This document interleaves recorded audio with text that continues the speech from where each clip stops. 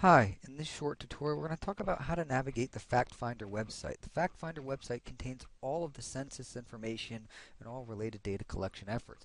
We've talked about national business surveys, American Community Survey, different levels of the census, meaning different levels of aggregation, whether it's SF1, which collects all information down to the block level, or SF3 data, which looks at things at the census block group level here. So we're going to talk about how to navigate the data, how to navigate, find things. We're going to look at a couple of different examples right here because we think about FactFinder just being census, but it has a number of different data collection efforts here. Here we can go to it by going to a web browser and the address typing in factfinder2.census.gov. Okay, the old FactFinder website that was the first data collection effort. A little bit more clunky to navigate, but it got its job done here. We've migrated to this FactFinder 2 website here. And you can see right here, this is what we have. We have this nice little interface right here. I'll get rid of these right here for a second. Okay, but you can see what we have here. It's got some good directions, news and notes. We can do a quick search right there, so we can look for a particular data right here. Over on the right here, we can look at the Census Bureau's FTP site. But we're going to go through and just look at a couple of different things here. Down in the bottom left here, we have decennial census, population, poverty, housing, and income. But you can see here, and what we talk about in class is the things that we want to look at when we look for data, or we want a topic, and we want a geography. Okay, so we want to look at spatially where this is going to be. This could be down to the census block group level here, looking at some of this data if we click on the right topic or program here. So when I look at topics right here, there's a number of different things that we have here. Number of different things here. And here it gives a quick tutorial. Whenever you navigate to the first time, it says select from topics, race and ethnic groups, or industry codes, or you can enter a word, and then you can select your geography. Okay, but when I go to my topics right here, a number of different things that we have here. I can go to my program right here, and you can see all of the different things that I have, different choices. I have the American Community Survey. Remember what we talked about before, what the American Community Survey is. It is the data collection effort taken by the phone, I believe, in non-decennial census years. So we can look at information at that level. The one thing to keep in mind about the American Community Survey is that it's not quite as exact as the sampled information taken from the census. It takes just a sample of the information, and you could take it at 1 year increment, 3 or 5 year increments too. We can look at the survey of business owners, economic census, our decennial census. We can look at all of these different things right here. And when we query these for our results, we can see some of the things that we have here, the results from the data collection effort that we do have here. But the first thing that I'm going to look at here is I'm going to click on people. And you know what I'm going to look at? I'm going to look at education. Okay, and some of the things that we can click on in education are educational attainment, employment, benefits, class of worker. These are all of the different data that I can collect here. It may or may not be from the American Community Survey. Because now when I go to the bottom here and click on program, and I click on American Community Survey here, it's only going to highlight the things here now that I can collect. So now when I go back to employment, okay, or I go back to income and earnings, a lot of things have been taken away because now I've limited it to the American Community Survey, which is what I'm going to look at here. Okay. Under employment, you can see what I have here. Under education, I'm going to click on education attainment right here. Okay. So up in my selections here in the upper left hand corner, the program I'm looking at is the American Community Survey. The people I'm looking at, education attainment. Now the last thing I need to do is I need to select a geography. And under my geographic type right here, I can click on, let me click on the county. I'm going to look at this just for Durham County. I'm going to look at North Carolina. Okay, if I really want to, I can click this top one and look at all counties within North Carolina, because next, for the next tutorial, we're going to look at data for all census tracts within Durham County. We're not going to do that. We're just going to look up some information here from the American Community Survey. Okay, I'm going to look up Durham. I'm going to add to my selections. So these are all the things, and you'll see my results here after I close this. You see it's trying to add it to the upper left-hand corner. Close. Okay, I've got lots of different tables here. There's 468 tables that match my selection. You can see I have education attainment for the ACS 1-year estimate, the 3-year estimate, the 5-year estimate here. Okay. The reason why I didn't select decennial census with education attainment is that it hasn't been made available yet. A lot of the SF1 stuff has. Geographic mobility by education attainment. So you can see all of the different data collection efforts that we have right here. I can click on this 5th table right here, tenure by education attainment, and you can see all the different data collection efforts that we have right here. I'm going to go back to the beginning here. And look at the basic one here, because there's many different permutations of education attainment that I can look at here. And I'm going to click on this thing right here, check mark right here, and the ID is S1501. The table is called Education Attainment, and it's from the 2010 ACS, American Community Survey, 1-year estimate, where it's just sampled over the period of 1 year. If I really want to, I can click on this little information button, and it'll tell me a little bit about the data set here. Okay, and this gives me some metadata about it. This is going to tell me what exactly, how the table is going to look here. You can see as we go through different education attainments that get very, very specific here, like place of birth. So you can imagine that's going to get pretty detailed because there's a lot of different places of birth that we could possibly have cross-referenced by education attainment here. But I'm going to look at this very, very basic one here. And I'm going to click on View. I was very specific for that. I only asked for Durham County education attainment and that from the American Community Survey.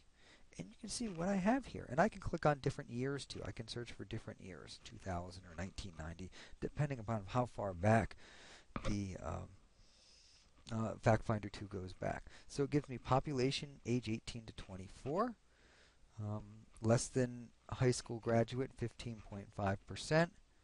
High school graduate includes 15%. Some college or associate's degree or bachelor's degree or higher, 17% for age 18 to 24. It gives me my margins of error right here. In the census geography 2000-2010, this is called imputation. And then here, this is the one that I like to focus on, population age 25 and over. Okay, 5.3% of the people have less than a 9th grade education. 7.8% of the people in this county age 25 and older have a 9th to 12th grade education. High school graduates, 19.4%. Okay, and these are what we call mutually exclusive lists right here. So you can only, this is your highest level of education that we have right here. Okay, all of these should add up to 100. Okay, high school graduate or higher, 86%. Percent bachelor's degree or higher, 44.1%. So it's much higher than the North Carolina and the U.S. average here too. Since this is sampled, it's broken down by both total, but also male and female. Okay, so you can see for male, 24.5% of those age 18 to 24 are less than high school graduates, but only 7.4% of those for female. So you can see the distinct differences between males and females here in these lists, which is probably going to be indicative of that for North Carolina and other parts. Okay, you can start to compare these with median earnings and poverty rate and all these different components or dimensions of education attainment here. I'm going to go back to my search. And I'll just show you another quick data collection effort here. And this is the American Community Survey. So if you're taking my 2020 class, you're going to have to go through and find this out for a specific county. A couple of different facts that I'm asking you to find out that we need to go through and change through the through our selections here and change through our topics. Okay. This time I'm going to click on topics again. And I'm going to click on, let me see, we got data sets here. Let's see what they have in data sets. We have all of these redistricting, American Community Surveys. These are all of the different data sets that they have here. So we have our SF1 data here. These are this information right here, SF1, 2, 3, and 4. These are your census data. Okay, we have some ACS stuff from 2008, 2009. They probably don't go back too far, 2006 and 2005. And then we also have some other things here. We're starting to get the SF1, SF2, and soon to be SF3 and SF4 data that we don't work with. We work with the SF3 data a little bit more, but you can see the 2010 SF data aren't up there down at the block level, block group level. But I'm going to click on Program. I'll click on Program right here. And I'm going to click on, let me just say, Business Patterns right here. Okay, these are all the different business patterns that we have right here. Okay. And I'm going to click on Geography. I'm just going to look at some of these business data here. And it's got the county, and I can click on 5-digit zip code. So I can look at the number of businesses by 5-digit zip code. You notice right here when I clicked on this, county, subdivision, tract, all of these other congressional districts, they didn't collect these because for the business patterns data information that I looked for, data wasn't available at these levels here. Okay, so this is very smart. It guides you into the types of things that you can select here. I'm going to click on North Carolina, and these are my 5-digit zip code tabulation areas. And I'm going to click on 277. I'm going to look at this for Durham.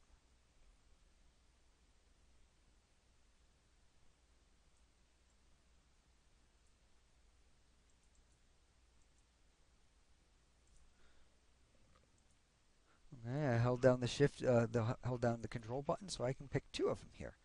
So I looked at 27701, which I believe is downtown Durham, and then 27702. I'm going to add to my selections.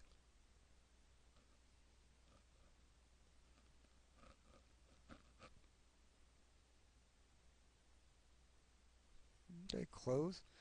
Let me look exactly at the table here. I've got a few different tables. Okay. But you can see I'm going to look at 2009 county business patterns, zip code business statistics, total for the zip code. Okay. Click OK, and I'm going to click View. Okay. In our next exercise, we're going to look at how to download these data and turn these into a GIS format here. Okay. And you can see here for the 27701, I've got 793 establishments. For 27702, I only have 43 establishments here. First quarter payroll versus second quarter payroll. And you can view some of the information about the survey methodology, or you can click on this to see exactly what these mean here. And it'll give you information and metadata about these particular things here. I'm going to go back to my search right here.